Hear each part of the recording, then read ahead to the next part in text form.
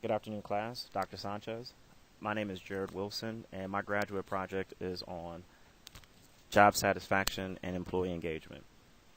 After reading Chapter 5, I noticed many organizational issues and retention concerns that I could relate with.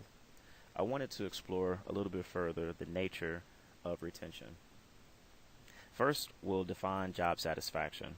With the help of some excellent authors, we'll elaborate on what factors go into job satisfaction. Later, we'll look at what constitutes employee engagement and how that relates or differentiates from job satisfaction.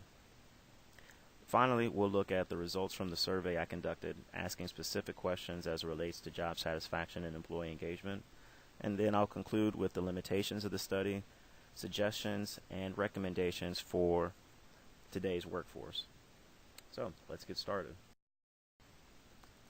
Dr. Phillips and Dr. Cannell, authors of Managing Employee Retention, define job satisfaction at the point in which employees are content with the jobs that they perform. Our authors, Mathis, Jackson, Valentine, and McGlish, define it as a positive feeling and an evaluation from performing a role. Job satisfaction includes pay, promotion, organized leadership, cohesive work relations, and the nature of your job. Job satisfaction also includes the psychological contract. Our authors define this as an unwritten agreement between employees and employers. Employers can assume that employees are going to show up on time, do their jobs to the best of their abilities, and be contributing members to the team. Conversely, employees can assume that when they arrive to jobs, that their elevators will work, the vending machines will be safe for them to eat, and there will be a check deposited in their bank account on Friday afternoons. These agreements almost seem matter-of-fact, and in some cases not even stated. However, other rules of the psychological contract can be broken when it's not even written. In the case of the Enron executives, accountants and financial advisors use accounting loopholes to hide billions of dollars in debt from their failed projects. The ethical agreement was broken, and trust was lost throughout the organization.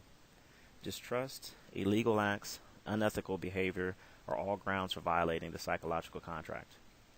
All factors are considered when defining job satisfaction. The next slide will look at the factors that make up job satisfaction. Adequate pay. Employees are expected to be paid their worth. Career advancement. People expect hard work, long hours, and accomplishments will equal advancement. Leadership. Managers that are open, honest, provide consistent, constructive feedback, and reward and recognize improved performance can expect satisfied employees. Author Shirley Sunson of The Business of People quotes this specifically. Coworkers. It is important for employees to be able to collaborate and work effectively together for an organization to thrive internally. Nature of work. If you hate what you do, eventually productivity will reduce. Conversely, you hear if people love what they do, they never work a day in their lives. Our author states meaningful work is when one is recognized and appreciated for successful completion of that work. Let's look at some of these individually. Adequate pay is necessary in the competitive global environment. Because of technology, firms have access to the best candidates to perform the most important roles. With that being said, competitive salary, benefits, tangible and intangible, are a must. In many cases, there is adverse relationship with how much people think they should be paid and how much organizations actually pay them, according to Phillips and Cannell. If an employee feels their work effort and compensation is not balanced, whether it be based on other coworkers in the same organization or employees in similar industries, if they feel that this imbalance is true, this is a definition of equity theory and can create negative work results. Similar to the psychological contract, employees have expectations about work inputs and the employer outputs. Many employees expect that hard work will lead to better performance, or higher performance translates to equal rewards. And finally, the rewards offered will have to be of value to that employee. There are all of these are behavior outcomes from Porter's and Lawler's expectancy theory. Employees will not be motivated if they feel that their effort will not make them better, yield higher rewards, or if the rewards are of no value to the employee. Consider an employee who receives a gift card to Starbucks for improved performance, but what if the employee doesn't drink coffee? Clearly, this reward is not matched with the value that the employee places on it. This, too, could lead to retention issues. Perhaps this same employee would prefer company recognition for performance achievements. And even furthermore, what if an employee prefers monetary incentives over recognition? Managers can avoid expectancy theory issues by clearly explaining incentives and asking employees what motivates them. According to Armour, employees should be asked for input on their most desirable form of recognition. When it comes time for rewards, performance managers can use this data to award accordingly. Career development. The Harvard Business School states career development leads to opportunity advancement, which leads to motivation. Salary increases and monetary incentives can motivate a population. In the book Managing Employee Retention by Phillips and Cannell, they show a case study of archives management where the employees are provided a $25,000 down payment for a loan on the house. The employees are required to pay back the loan at 2% interest. The loan is then forgiven after 5 years of employment. This has been a highly effective retention tool for this organization. Empowerment. When employees have the ability to make decisions within the scope of their work, it reduces time spent for approval process and streamlines functions. Authors Phillips and Cannell in the book Managing Employee Retention did a case study at Purdue University on 30 steel mill employees. They found that there was a high rate of turnover. When managers offered the employees more autonomy and empowerment to do roles within themselves for decision-making process, they saw that there was less waste at the mill and higher labor efficiency.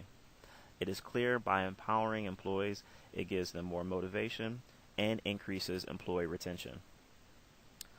Author of Motivating People, Robert Heller, states, when people have the opportunity to learn new skills within the role, it can lead to retention.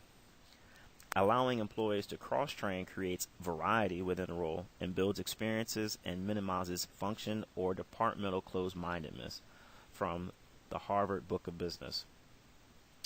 Expanding within a role or moving vertically throughout an organization, career development, all lead to job satisfaction.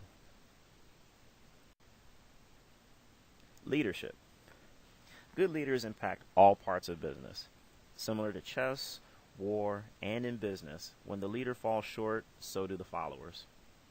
Buckingham and Kaufman know that leadership is a direct relation to retention. Manager style is also taken in consideration during recruitment. A good manager will possess interpersonal skills, have humility, be able to coach, lead, and most importantly, take criticism. Not all managers are the best for all employees. Many NFL general managers recruit highly accomplished college football coaches to work in the professional league. Many of these coaches fall short in the pros because the leadership style that's effective for a college student may not work for young, wealthy professional athletes. Kay and Jordan Evans had a famous quote that people don't quit companies, they quit bosses. This can be true for any organization or industry. It's noted by our authors that managers that apologize for wrongdoing and making conscious efforts to involve themselves in their employees' hobbies see greater loyalty and organizational commitment. Coworkers. Working in a safe, respectful environment where your opinion is valued and implemented leads to higher work productivity. Good work relations can increase the quality of one's work, thus developing the meaning of work and sense of belonging. Our authors defined earlier that motivation is when meaningful work is completed with a degree of success. This path of success is clearly lit when the presence of a supportive team and members are available. Motivated employees encourage people to focus on possibilities, not problems, from the Harvard Business School. Positive work relationships help create an organizational culture. Firms that promote fairness, equality, teamwork, and ethical practices is built around a positive culture. Organizations that want to build a dedicated workforce must build a sense of spirit and pride that unifies individuals, teams, and organizational goals. Our author Mathis states, it's not just where people work, but also whom they work with that affects employer retention. Nature of work. When a task is completed and recognized as being done successfully, this can create meaning to the role. Our authors define performance when ability plus effort is combined with support. Managers must know which levers to pull for optimal performance. If tasks are remedial, repetitive, and require little input, the effort can diminish. Just the same, if employees don't have proper equipment or necessary training to complete a job, performance can also suffer.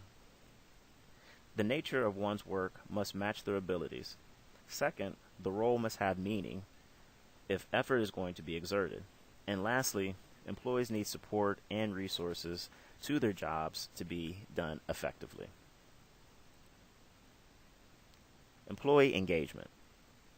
Our author defines employee engagement as behavior that is focused on his or her work and the company's success.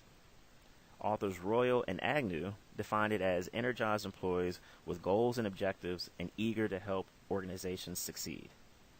Engaged employees tend to be more involved, stay busy with tasks, influences others, and represents the organization in and outside of work. These types of employees are necessary for an organization to maintain a competitive edge. Employee engagement further. What factors are necessary to move employees from job satisfaction to employee engagement? A company's culture has a big influence on employee engagement. Mathis points out emphasizing a company's culture and practices and having managers that consistently support that culture can increase employee engagement. An example out of Managing Employee Retention by Phillips and Cannell looked at energy company Valero of San Antonio. Valero is an $8 billion company with over 3,000 employees, and its mission is to encourage their employees to be leaders in the community. The organization donates thousands of dollars a year to flood victims and sends annual donations to the United Way. Valero hires candidates who fit their philanthropic culture and their organization. Feedback and positive communication. Positive communication and feedback can impact employee retention. Asking employees to be involved in decision-making processes can create responsibilities which lead to greater role involvement. Author Robert Heller points out in Essential Managers and Motivating People that asking staff members to contribute to planning heightens their level of motivation and feeling of value. Performance reviews must also be conducted and feedback must also be given in a supportive work environment. Employers are not rated on their performance can become melancholy and productivity can lower. Work-life balance. Now more and more companies are offering flex hours, remote capabilities, and work-from-home options. Family demands, emergencies, logistical issues, and all-around costs are reasons why telecommuting has become more and more popular. When work interferes with family affairs, absentee and turnover are higher. Supportive work environments. Conversely, when employees receive support from their supervisors, especially when related to family issues, they are more committed to stay. Authors Royal and Agnew point out in Enemy of Engagement that trust is also a necessary part of employee retention. Trust and supportive environments can create loyalty. Retention strategies. Some companies use retention bonuses to encourage employees to stay. Flat dollar amounts are given and lump sums are most common. Some other incentives are a little more indirect. Again, referencing from Managing Employee Retention by Phillips and Cannell, the archives management gives $25,000 loans to their employees for down payments on the house, with only requiring paying back 2% interest and completely forgiving the loan after 5 years. Again, this is a magnificent retention strategy and helps encourage employees' productivity. Benefits. This strategy is used in recruiting and in retention. Many firms offer insurance packages, 401k retirement options, flexible work schedules, and work-at-home options. Each benefit is a strategy used for retention and engaging employees. At this time, I wanted to pause and transition to the survey that was conducted. I wanted to have some fun with the project and get an idea how other people felt about job satisfaction and employee engagement. I polled 15 friends and family members and asked them questions pertaining to each. I came up with 9 multiple choice yes or no questions and 1 situational question. Question number 1. These slides deal mainly with job satisfaction. Do you feel your abilities and performance is equal to your compensation? 7 said yes, 6 said no. 46% of the people polled are experiencing some form of equity theory.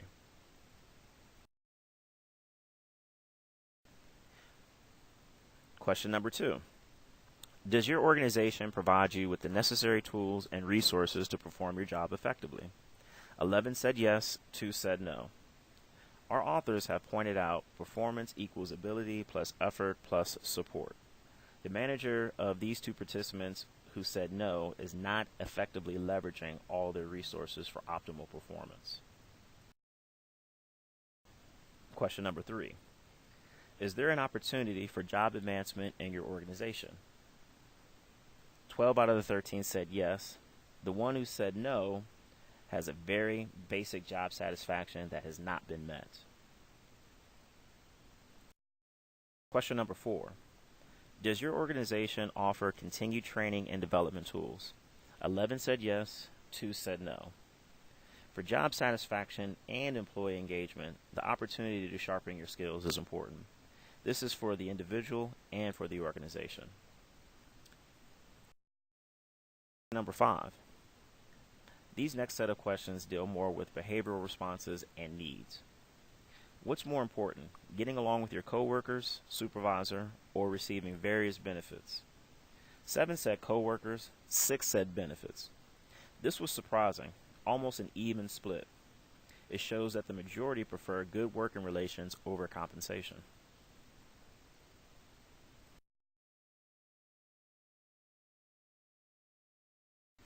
Work at home, flex hours, or 401k and retirement plans. 6 said work-life options, and 7 said 401k and retirement.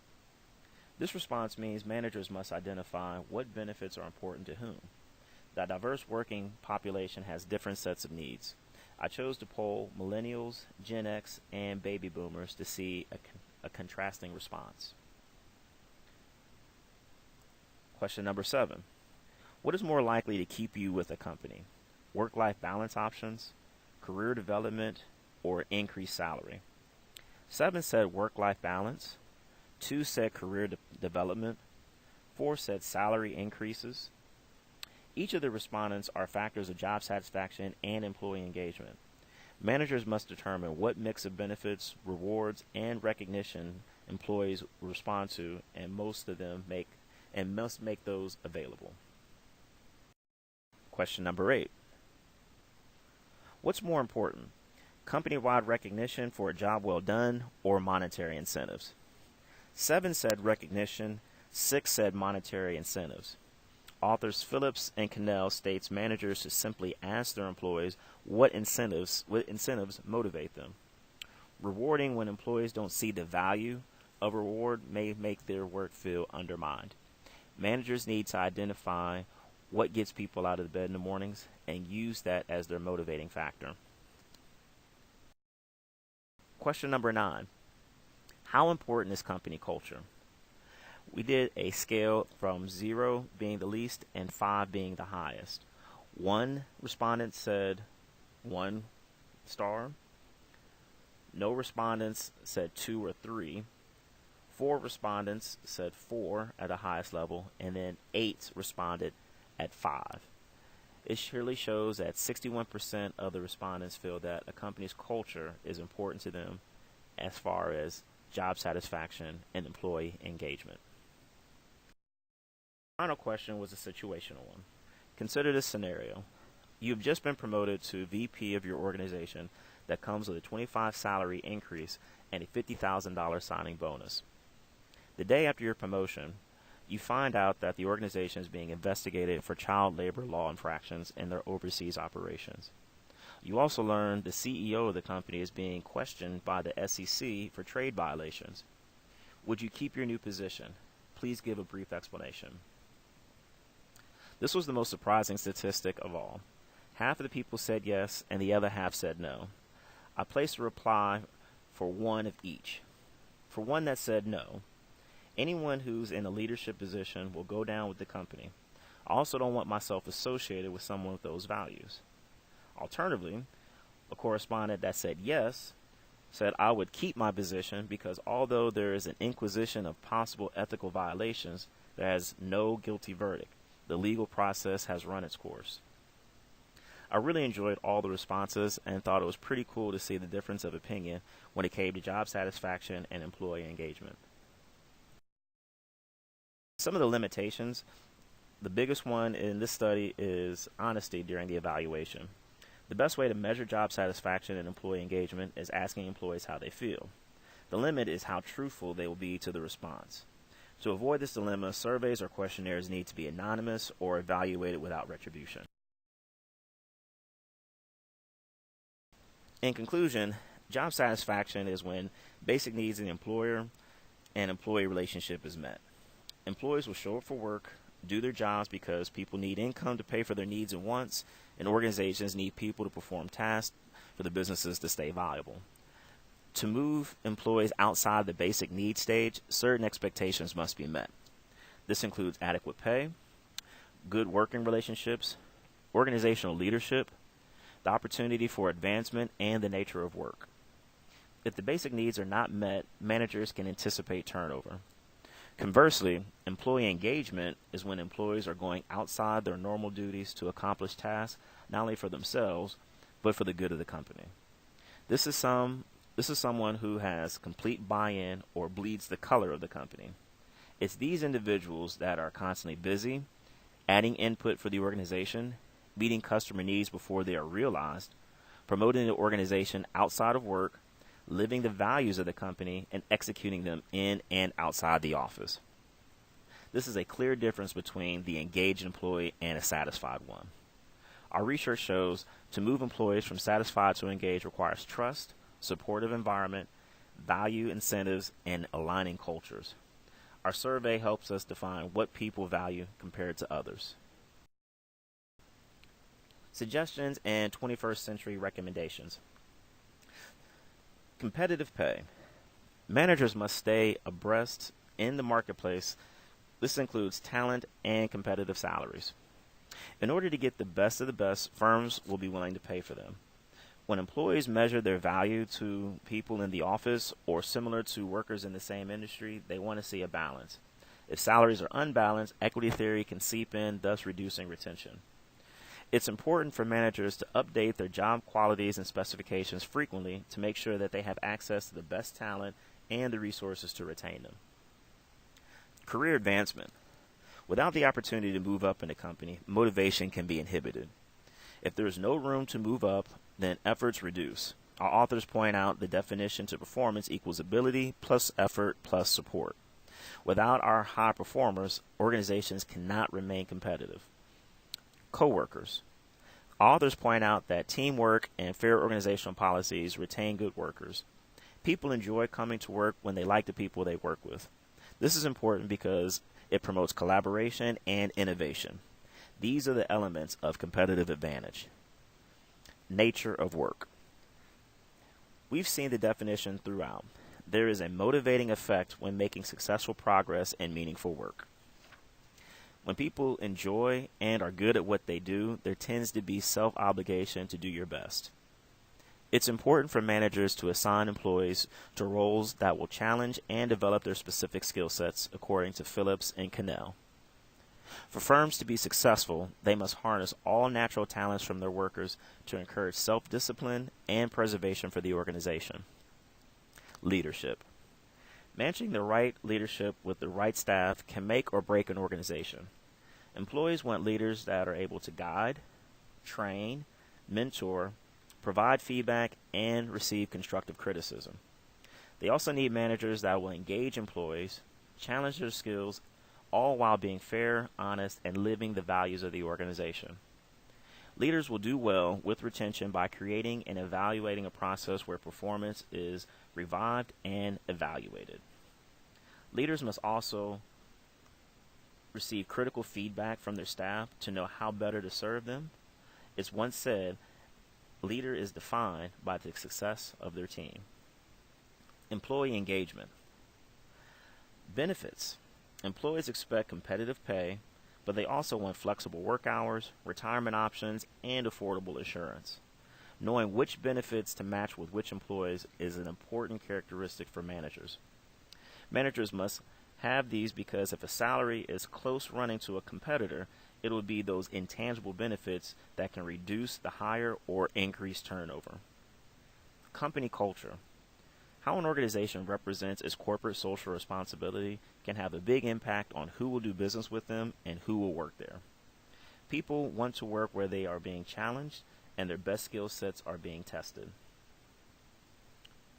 When it comes to work, because routine and predictability can reduce engagement, reducing the effort and reducing productivity, there must be challenging and dynamic work opportunities to keep employees engaged and motivated. Managers must identify their talent pool and offer work responsibilities that will continue to develop those talents. Supportive environments. Support can mean tools and resources available. It could also mean continued education, or it can even mean teams to help social challenges, emotional issues, or financial worries. Support is assistance when you need it, or even when you don't have to ask for it. These types of support environments foster independent thinking, decision-making, and empowerment. Together, these supportive acts lead to loyalty and organizational citizenship behavior. For managers to make sure their employees are happy, they need to pay them competitive wages, allow opportunity for growth, place good people around them to foster collaboration, make sure they enjoy what they do, and ask for regular feedback. For managers to increase engagement and reduce attrition, they must also offer benefits that are not just monetary. They must make sure rewards and recognitions is meaningful. They must also offer to educate, implement, and practice company culture, provide challenging and stimulating work tasks, and provide a safe and supportive space to do so. All this is important for one reason. Employees need jobs to work. Employers need people to work them. In many cases, the relationship between employer and employee can be conflicting. But if managers understand the definitions of job satisfaction and employee engagement and leverage those resources between the two, they can not only retain good workers, but they can guarantee staff will be highly engaged and their personal achievements will increase for themselves as well as the success for the company. This concludes my project on job satisfaction and employee engagement. Thank you for your time.